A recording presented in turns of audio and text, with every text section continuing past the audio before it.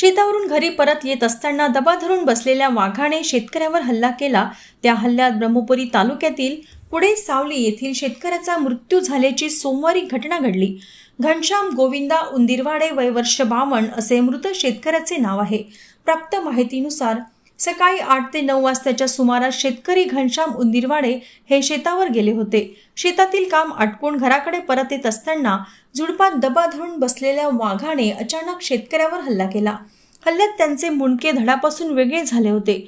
One विभागाला माहिती मिळताच अधिकारी व कर्मचारी घटनास्थळी दाखल होऊन पंचनामा केला। घटनेची तक्रार ब्रह्मपुरी पोलीस स्टेशन येथे नोंदविण्यात आली। मृतकाला शवविच्छेदनासाठी ग्रामीण रुग्णालयात आणण्यात हलविण्यात आले। मृतकाच्या परिवारास वन विभागाच्या वतीने 25,000ची तात्पुरती मदत देण्यात आली। यावेळेस भारतीय कम्युनिस्ट पक्षाचे नेते झोडगे पाटील, RFO आकाश सोंडवले यासह आदी उपस्थित होते।